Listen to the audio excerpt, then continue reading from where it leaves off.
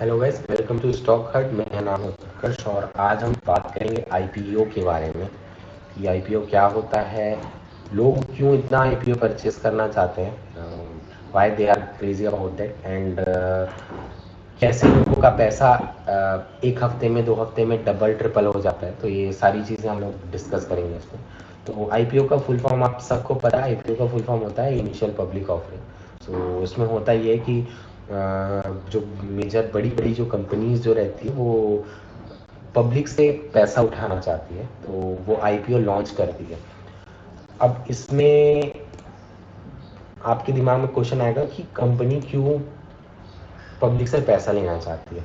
Actually क्या होता है, जब स्टार्टिंग कंपनी जब स्टार्ट होती है तब वो कुछ एंजल इन्वेस्टर रहते हैं, लाइक इंडिविजुअल पर्सन या group of people, small group of people, जिन लोग उस कंपनी का परफॉर्मेंस देख के या उसके बिजनेस मॉडल देख के उस पर इन्वेस्ट कर देते हैं। 2 करोड़, 4 करोड़, कुछ भी स्मॉल अमाउंट हो सकता है।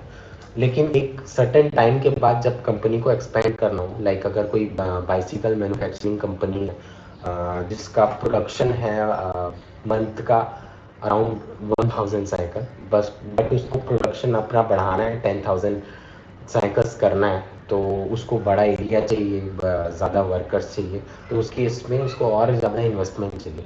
तो वो उस इन्वेस्टमेंट के लिए वो पब्लिक के पास जाएगा कि हाँ भाई, आप मेरे को पैसा दे दो।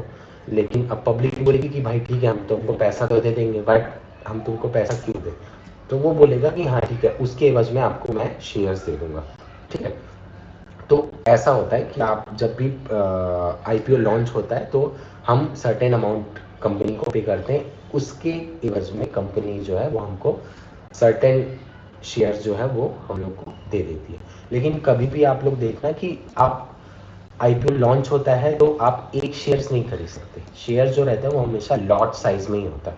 लाइक अगर कोई कंपनी का एक शेयर का प्राइस 100 रुपीज़ है और अगर वो 10 का लॉट बनाया है तो आपको इनिशियली उसको 1000 रुपीज़ पे करना पड़ेगा 10 शेयर के हिसाब से। राइट। सो ऐसा होता है आपका आईपीओ का प्राइस। अब जो है आईपीओ में इन्वेस्टमेंट कौन कौन करता है?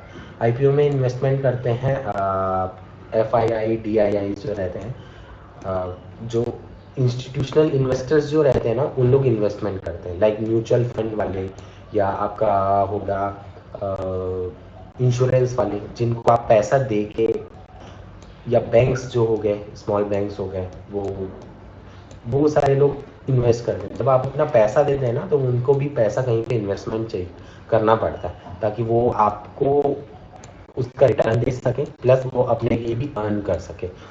तो वैसे लोग को इंस्टीट्यूशनल इन्वेस्टर्स बोलते हैं। ठीक है। प्लस रिटेल इन्वेस्टर जो हम लोग जो रहते हैं, हम लोग भी आईपीओ खरीदते हैं। ऐसे 2-3 इन्वेस्टर्स जो रहते हैं जो आईपीओ में इन्वेस्ट करना चाहते हैं। ठीक है। अब आपने ये भी सुना होगा कि आईपीओ में पैसा डबल ट्रिपल कैसे हो जाता है लोगों का। तो आईपीओ में डबल ट्रिपल पैसा कैसे हो जाता है वो मैं आपको एग्जांपल के साथ दिखाता हूँ। रुकिए।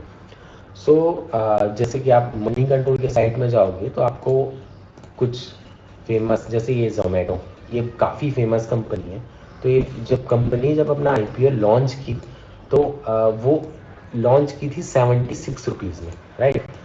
76 रुपीज़ में लॉन्च की थी और कंपनी का था भाई ठीक है, 76 रुपीज़ तुम मेरे को दो और इसका लॉट साइज मेरे को देखना पड़ेगा। चलो बाई चांस अपन 10 का लॉट ले लेते हैं इसका, तो 10 का लॉट ले लेंगे तो हमारा 76 रुपीज़ के हिसाब से हो गया, हमको टोटल देना पड़ा 760 रुपये। ठीक है। तो 760 रुपीज़ हम लोग पे किए, एग्जाम्पल दे रहा हूँ मैं। ठीक है। तो 76 रुपीज़, 760 रुपीज़ हम लोग पे किए। ठीक है। अब जब लिस्ट हुआ, जब वो कंपनी एनएससी या बीएससी पे जब वो लिस्ट हुई वो कंपनी, तब उसका प्राइस हो गया 115 रुपये। राइट। तो 115 रुपये के हिसाब से उनका जो इन्वेस्टमेंट था वो 760 से डायरेक्ट 1150, यानी 390 रुपये उनके विद इन 10 डेज में उनके बढ़ गए। जो कि आप लोग अगर बैंक में या कहीं आप लोग इंश्योरेंस, सॉरी, फिक्स डिपॉजिट करवाते हो तो आपको इतना पैसा, इतना रिटर्न आने के लिए आपको 2 साल 3 साल का वेट करना पड़ता है, जो कि आपको मात्र 5 से 10 दिन में मिल गया। इसलिए लोग जो है वो आईपीओ में इन्वेस्ट करते हैं, राइट। सो ऐसा ज़रूरी नहीं है कि हर बार जो है वो 76 में इशू हुआ था तो 115 हो गया। देखिए आप, कोई कंपनी है, डिज़ाइन कंपनी कोई सी, वो 66 रुपीज़ में अपना इशू की थी, लेकिन ये 56 रुपीज़ जो है वो वहाँ पहुँच गया। तो ऐसा ज़रूरी नहीं है कि हमेशा जो है वो उसका प्राइस जो है वो बढ़ जाए। तो आपको थोड़ा सा उसका बैकग्राउंड आपको देखना पड़ेगा, कितनी फेमस है, कौन सी उसका बिजनेस स्ट्रक्चर कैसा है, क्या वो कंपनी आगे अच्छा परफॉर्म कर पाएगी। आपको थोड़ा बेसिक एनालिसिस करना पड़ेगा, उसके बाद आप लोग जो है वो आईपीओ में इन्वेस्ट कर सकते हैं। अब क्वेश्चन आता है कि आईपीओ में इन्वेस्ट कैसे करें, तो कैसे आपको पता चलेगा कि आईपीओ कहाँ पे आ रहा है, कैसे हम अप्लाई कर सकते हैं।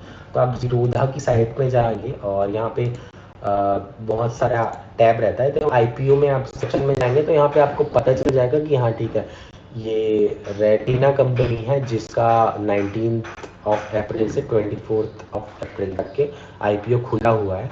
और यहाँ पे आपको लगभग 4000 क्वांटिटीज जो है वो आपको परचेज करनी पड़ेगी। तो नेट अमाउंट आपको यहाँ पे दिखा रहा है, ठीक है, 1,20,000 का। तो आप इसको, रेटिना कंपनी को अगर आपको लगता है कि हाँ ठीक है, ये इस कंपनी अच्छा परफॉर्म करेगी, इसके ऊपर भी मैं और वीडियोस लाऊंगा कि हाँ ठीक है, आपको कैसे पता चले कि ये कंपनी जो है वो इसका आईपीओ खरीदना है या नहीं खरीदना है। बट लेकिन मैं आपको बेसिक चीज़ें बता रहा हूँ आज कि आईपीओ क्या होता है और कैसे आप उस पर परचेज कर सकते हैं, राइट।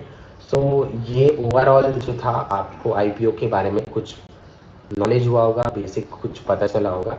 नेक्स्ट हम वीडियो लाएंगे कि आईपीओ पे हम कैसे पता करें कि आईपीओ, कौन सा आईपीओ अच्छा है, कौन कौन सा आईपीओ पे हम लोग को इन्वेस्टमेंट करनी चाहिए, ठीक है। तब तक के लिए थैंक यू सो मच, मिलते हैं नेक्स्ट वीडियो में, बाय बाय।